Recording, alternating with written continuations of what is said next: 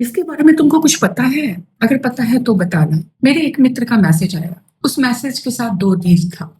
एक रील में एक लड़की बहुत सारा मिट्टी खा रही थी और मिट्टी के पके हुए बर्तन खा रही थी, और एक रील में एक औरत बोल रही थी, उसका चेहरा नहीं दिख रहा था, और वो औरत बोल रही थी कि 250 रुपए में 1 किलो रोस्टेड मुल्तानी लीजिए, क्ले केक लीजिए, मतलब मिट्टी के केक लीजिए, रोल्स लीजिए।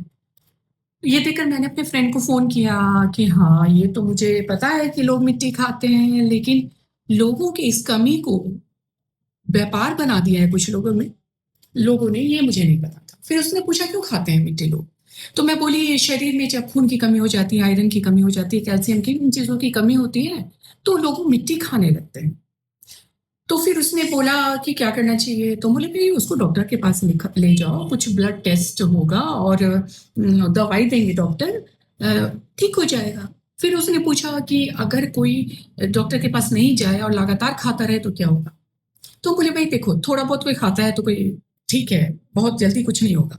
लेकिन कोई इंसान जैसा कि रील में दिख रहा है कि इतना-इतना मिट्टी खा रहा है, तो उसकी तो मौत भी हो सकती है, क्योंकि मिट्टी को पचाने के लिए हमारे आंत में तो कोई एंजाइम है नहीं। तो मिट्टी क्या होगा? मिट्टी हमारे आंत में जमा हो जाएगा, और कभी-कभी तो ये आंत में छेद कर देता है, जिससे इन्फेक्शन होता है, मौत हो जाती है।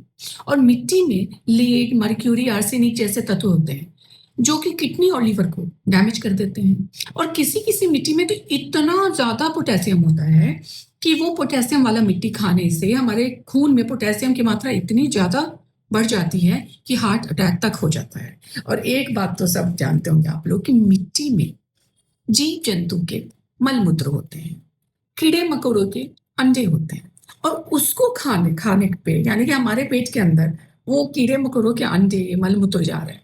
तो इसका लॉस तो आप जानते ही हैं।